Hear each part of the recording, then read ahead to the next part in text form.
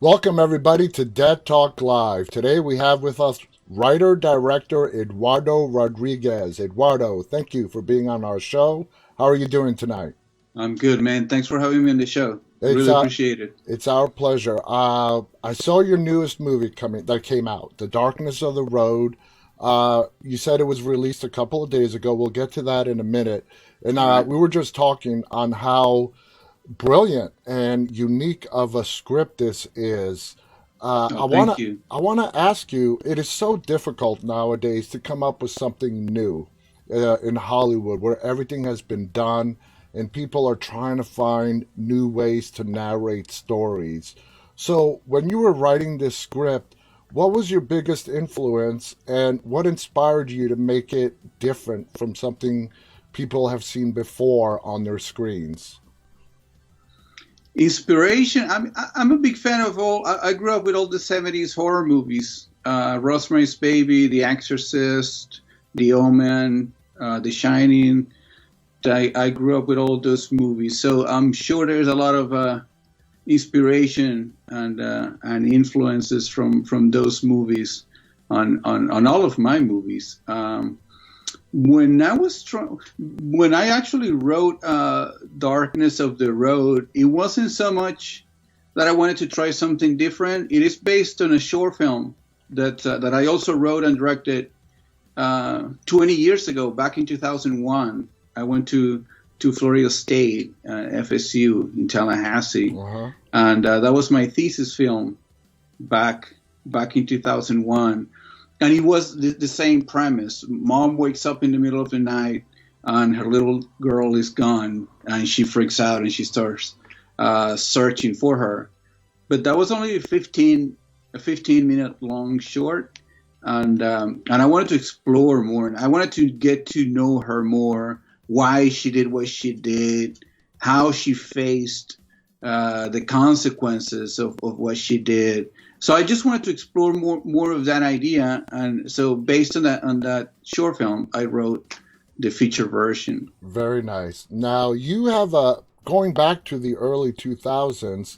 Uh, this is what's written. Verify if this is true or not. But back in 2002, the head Uh, of Dimensions Films at that time offered you a three-picture deal, which got you listed on Entertainment Weekly's 2002 It list.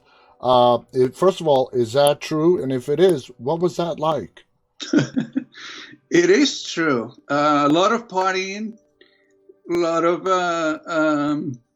fun stuff. It was a little surreal. I never actually believed it that much because I was just coming out of film school. My plan was, again, I was back in Tallahassee. So my plan was finish film school, come to LA because I wanted to make movies and be a PA in some movies, write some scripts. I never imagined that I was going to get a three-picture deal out of anybody, That is not so even one rare. picture deal, Yeah. nothing.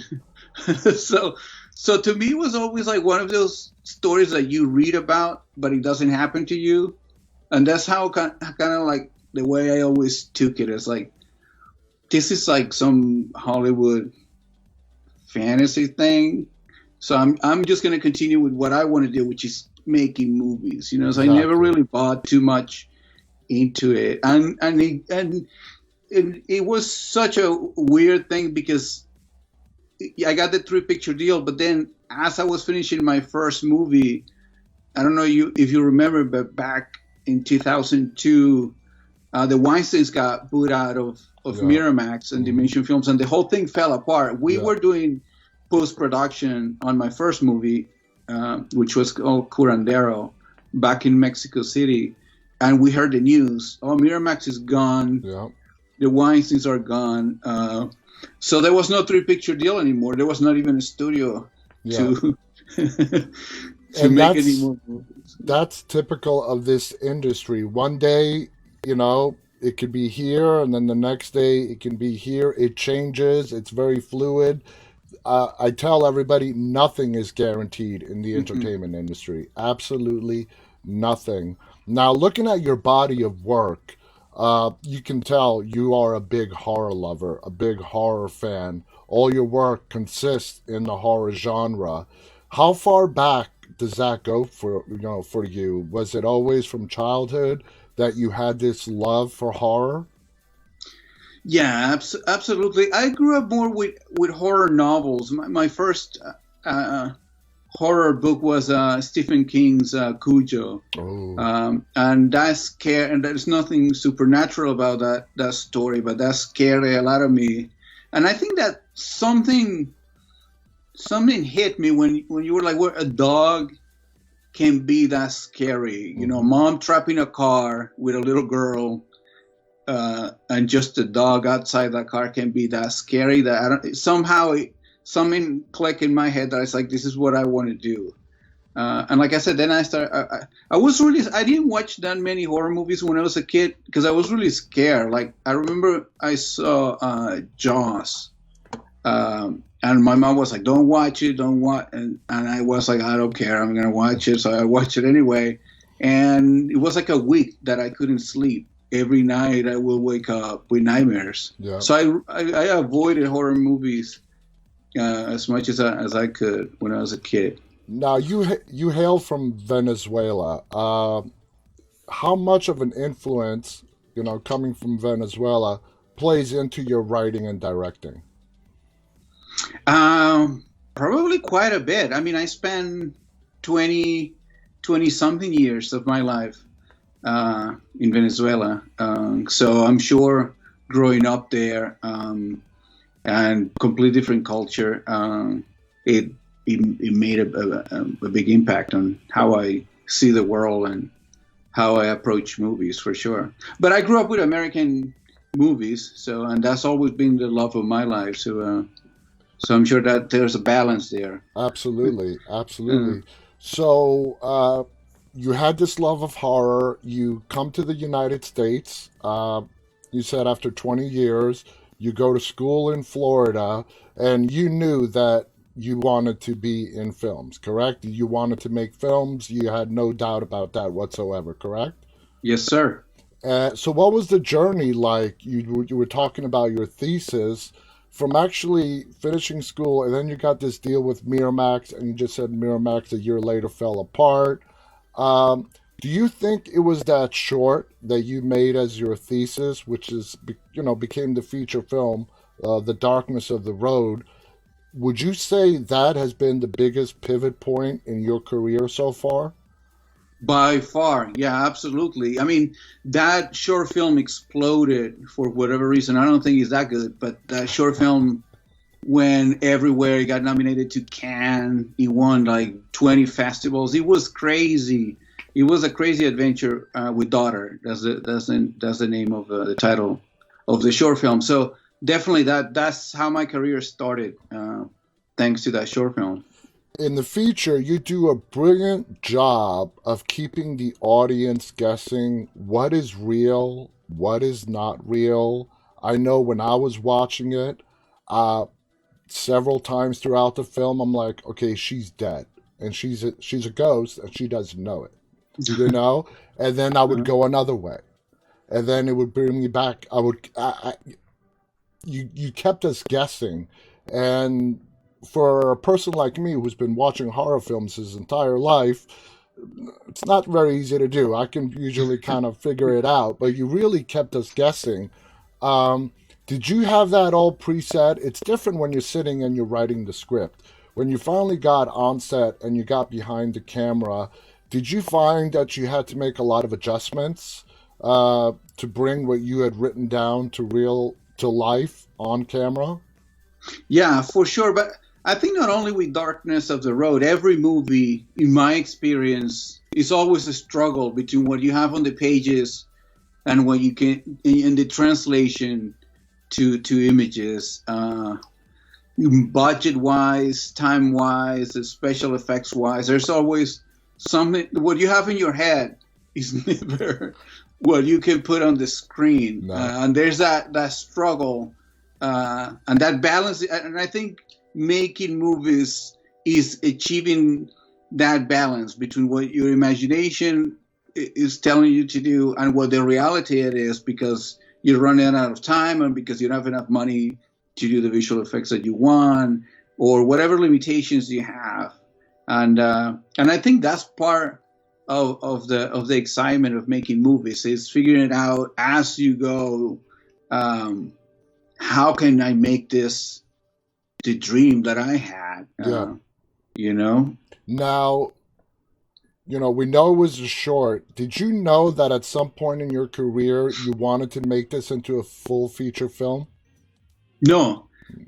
no. It was more of it just after I make this short film, probably because it did so well, it was with me all the time. I didn't write the feature until 10 years later. Um, so it wasn't like, oh, I'm going to make this short because I want to do the feature version of it. I just wanted to make the short based on that idea. And then it kind of like stuck with me throughout the years. And at some point I was like, well, I got to put this on paper, otherwise it's going to drive me crazy. So I started writing the feature version. So you finished the writing part of the feature sometime around 2011, 2012. Did you try pitching it right away to get Yeah. financing? It just took a really long time to find somebody to back it. 10 years in the making, yes, sir. Uh, Actually, I had a couple of producers, really good friends of mine, Chris and Luis, were the original producers attached to Darkness of the Road, back, as you said, in 2010, 2011. And we went everywhere. We pitched it everywhere. We tried to get the money for it. And they worked their asses off, but it never came together for whatever reason. Um, Whatever problems we had, it never came together. We actually ended up making another movie together, called "You're Not Alone," Yeah. because we worked together so well trying to put Darkness together that after that was over, we were like, we got to make a movie together, and we ended up making another movie. That you stated that you were surprised by how popular the short was. Did you feel the same way about the feature? Did that surprise you? Because it's getting rave reviews all around. People love the feature film. When you Oh, look thank you. when you look at the finished product, the film, uh, you mentioned earlier in this conversation that you don't know why the short became so popular and not why so many people loved it. Do you feel the same way about the movie, the full movie? The movie hasn't been out there for that long at least for me to know what the reaction is going to be. But just to give you an example, the first test screening that we had of the movie, it was probably 12, 15 people on that theater. Every single one of them hated it, like hated it with passion. Like, why do you make this movie? Uh, um, Wow. there was a guy who was like, "Oh, you like torturing your audience," and I'm like, "No, man, I'm just doing this for entertaining. Now, I don't want to torture nobody." There was a guy who was like, "They take all the horror out of it and just make it a drama." Nobody on that audience liked Wow, the that really movie. surprises me. And that put things in perspective, you know. Of course, that was just a test audience, and to the producers' credits, they didn't freak out because I remember the editor was sitting there with me, and we were looking at each other. It's like, oh, dude, we're in trouble. You know, they're gonna dismantle the movie if they follow whatever this audience is saying. But to the producers' credits, they believed in the movie, they believed in the story, and they stuck with it. And we made some changes. We weren't completely deaf to Okay. what they were saying, but it wasn't like, oh my god, this movie sucks. We gotta reshoot it or redo it or anything, you know. So Okay. Okay. so Now, at the end of the day, 100% of the people are not going to love a movie. 100% of the people are not going to hate a movie. All right. mhm. At the Yep. end of the day, you as a filmmaker have to like and be proud of what you did. When it comes to the full feature of The Darkness of the Road, now that it's done, you've seen it, are you happy with what you put out there? Yeah, some parts of it I'm happy. Some parts of it I wish, like, oh, I wish we had more time. I wish we had more money. I'm my worst critic, probably. That's why I tell you, like, I'm not sure why people love the short so much, because I watch it. I'm like, and you start seeing all the mistakes you made and all the stuff that you wish you would have done otherwise. So I'm probably the worst person to ask if my movie is good or not, because You're you never watch self-critical. it as a full story. You just watch it as these pieces that you were putting together and shooting, and all the problems and all the issues that you had to go through when you were making it come to your mind like right away. When it came to the writing part, was it always your intention? And I love this about films, where the filmmakers don't hand us the whole story on a platter and you walk us through every step. You leave stuff up open to interpretation. And there's a lot of that in The Darkness of the Road. Was that always your intention to leave parts of the movie up to the audience and their interpretation of what's going on in the story? Yeah, I love those kind of movies. The ones that don't try to force you to feel one way or to think on a straight path. And I try to, as much as I can, especially when I'm writing my own stories, to not give everything to the audience, because I think to me that's kind of boring. Like, don't tell me how I should feel. Don't tell me how was exactly what's going on here. Let me come to my own conclusions, and I think that's a game that you play with the audience, and sometimes it goes in ways that you never even expected and are better than any of the ideas that you could have ever had. Yeah, So I yeah. think that's a good thing, you know. Now, the film centers around two main characters, and that's Siri and Iris, okay? Hmm. Now, for me, with Siri, we sort of know that something is definitely not right with her, something, we don't know what, but something's not right. For me, the more fascinating character is Iris, okay? Because she pops out of nowhere, and me as the audience, I'm like, well, where did this woman come from? They're in the middle of nowhere, and they meet up at this convenience store, and she hitches a ride with Siri, and then all this weird, crazy stuff starts to happen. When it came to when it came to writing the feature film, which of those two characters uh, gave you the biggest, I don't want to say problems, but was more difficult to formulate? Was it Siri or the character of Iris? I think it was, to me, when I was writing, it was a little bit of both. The reason why the practical reason why Iris exists is because I couldn't figure out how am I going to make a movie with just one person. Who is she going to talk to? I can give her like a bowling ball, like Tom Hanks. And Castaway, yeah. It'll look weird. Yeah.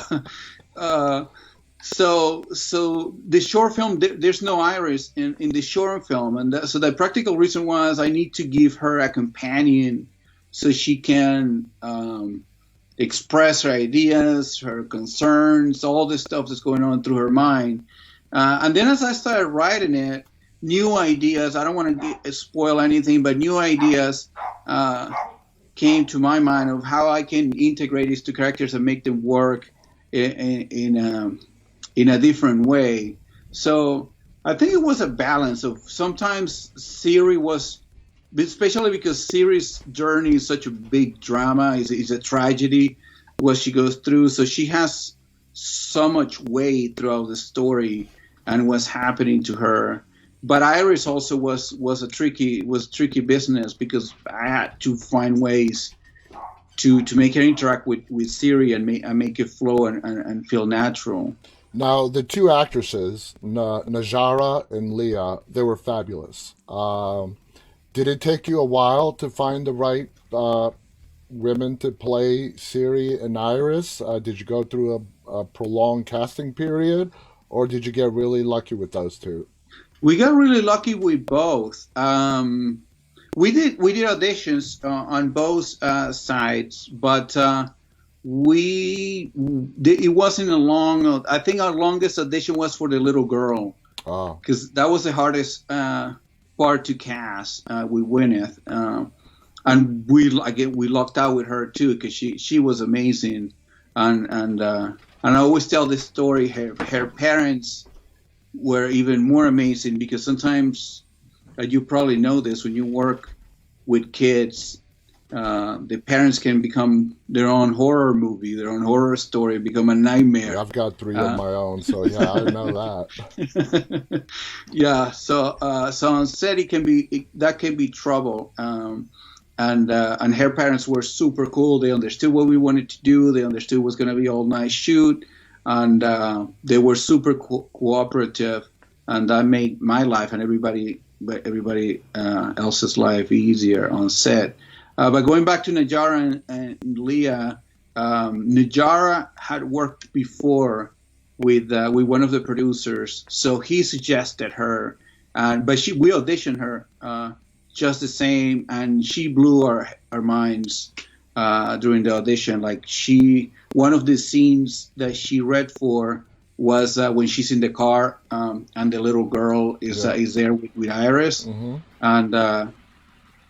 and her performance was flawless. At that point, when I saw that, I was like, we don't have to look any further. This is our series. And it was a hard scene to pull off on an audition where you're just in an office with nothing to react to, just sitting in a chair and a bunch of people watching you, And they nailed it, both of them. They were great. They were fantastic. Absolutely. I mean, that was awesome picks for both of those two I characters. agree. They are what makes, they are a big part of what makes the film works. Would you say at the core of the story, it's just a fundamental, the relationship between mother and child? Would you say that is what the message you are trying to convey at the core of this film? Yeah, absolutely. And the sacrifices that you make as a parent, and all the decisions, sometimes right, sometimes wrong, that you make for your kids, because that's number one at the top of your list, your children. And Absolutely. that was a When struggle. that baby comes into the world, I know I can speak for myself as a parent. You stop living for yourself and you start living for your child. Absolutely. So parents could definitely relate with what's going on with Siri and her child in the film. Now, when it comes to you personally, writing and directing, if you had to pick, which of the two would you say is where your true passion lies? Is it with writing? Is it with directing? Or is it an equal both? No, directing for sure. I don't even call myself a writer. I don't have the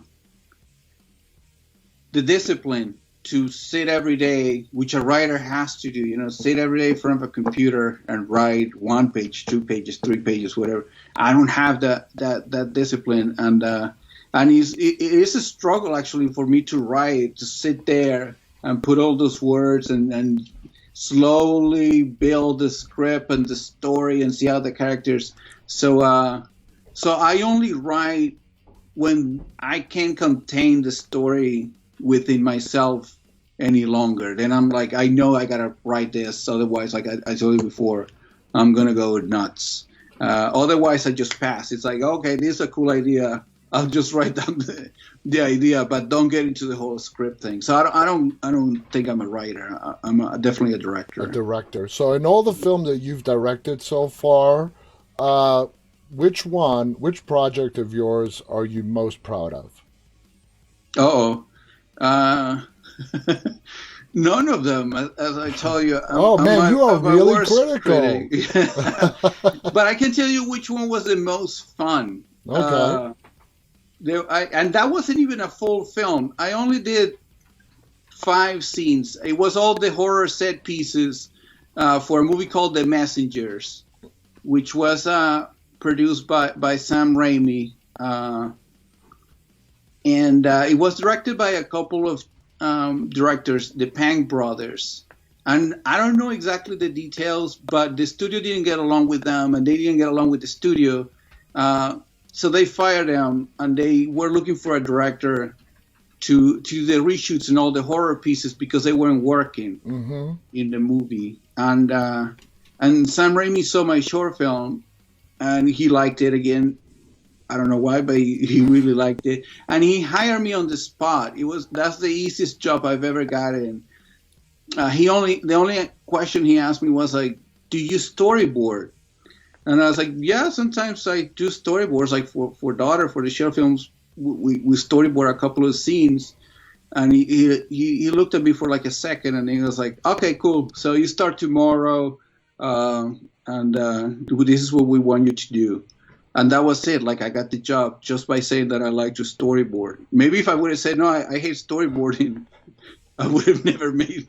What was it like? I mean, Sam Raimi, that's a pretty big deal. That's a pretty big name in not just horror, but movies in general. Sam Raimi's not exclusive to horror, although some of his best films are in the horror genre. What was your experience with Sam Raimi?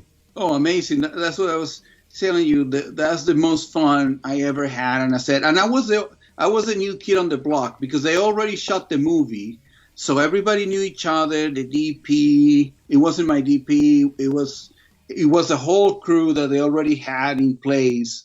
And I was gonna go there and be like, "Hey guys, I'm here. I don't know. They put me here, and I'm supposed to tell you what to do." So I was super scared, but everybody, we shot in Canada and in Saskatchewan, and everybody was super cool, super welcome. Sam Raimi, what he really wanted to make that movie the best movie he could make, and even though he was a producer, um, and it was a blast from beginning to end. Working on that project to be top of the list. It Uh, was fun from beginning to end. and I've heard a lot of stories about Sam Raimi, and they're all the same. He is such a laid back, great guy to work with, He and is. yeah, everybody backs that message up. Where did you shoot The Darkness of the Road? What was the location? That was here in Lancaster, in California. Oh, Uh, okay.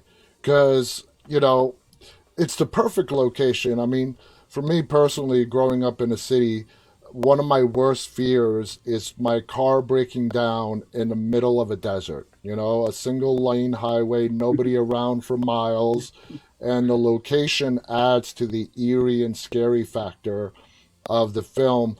And then you have the great visual effects with the lightning in the sky overhead. The cinematography in this film is really amazing. Is Thank you. that's all you, or did you bring in a special DP to help you out?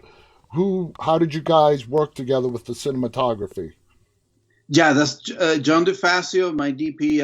I've worked with John for like the last 15 years or so. So we know. I call John my friend more than my DP, and he's amazing. He's a mad genius. He never wants to do the same thing twice. He's always looking for new ways to tell the story with the camera.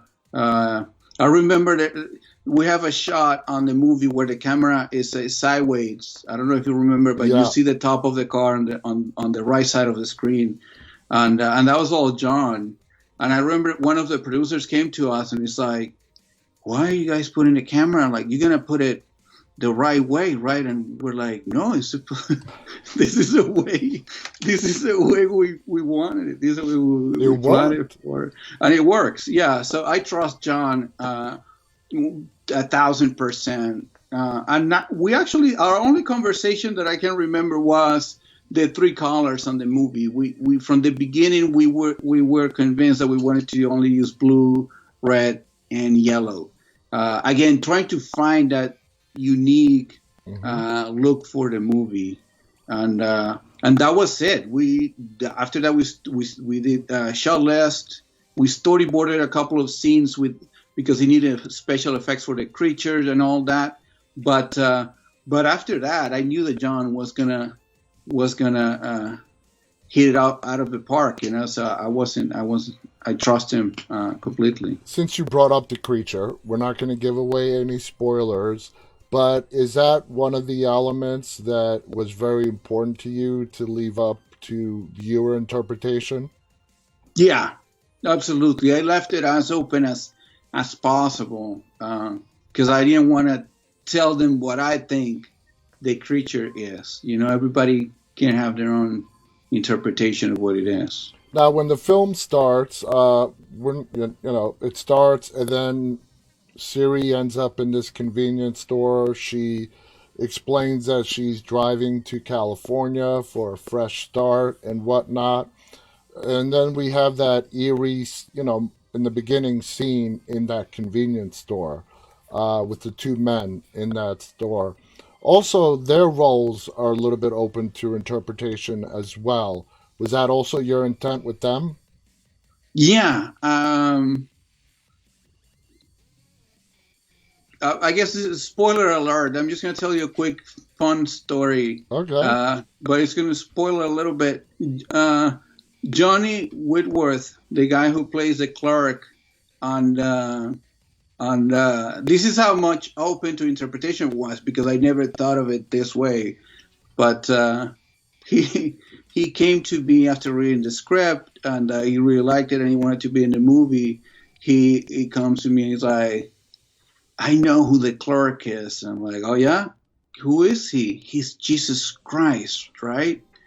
And I was like, yeah, sure.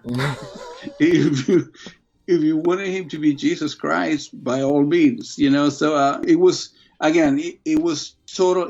I wrote it as just these two guys who help you go from one place to another, but I never thought or tried to make them Specific characters. a specific character. Very well done. Now, you said the movie released the 14th, which is what, like 2 days ago? 2 days ago, yeah. And it's available on video on demand, correct? Correct. Is it wide like Amazon, Vudu, for people to rent or buy? So people I've can seen know it where to on find Vudu, I've seen it on DirecTV, and I saw it on Google Play. Movie Play. Yeah, Google Play. So, guys, the movie's called The Darkness of the Road. It's written and directed by Eduardo here. It's a great movie. Um, it's not like a blood, guts, and gore type of horror movie. It's a movie that's going to keep you on the edge of your seats. It's going to keep you guessing. And as Eduardo said, it's going to really make you question a lot of things that you see throughout the film. Eduardo, you did a brilliant job with this film. Thank you. I don't know what the hell was wrong with that screening crowd of 13, 14 people. But whatever changes, little changes you said you made afterwards, it worked. It's a great film. Thank you. I have no doubt it's going to succeed. Thank you so much for coming on here and sharing your thoughts on what went into making this film. Are there any final thoughts you want to share before we go? I just wanted to thank you for the opportunity, man. It's been fun. And happy holidays, Merry Christmas, and have a wonderful New Year, man. We'll keep in touch. Absolutely. You too as well. Thank you to our audience for tuning in tonight. Thank you to Eduardo.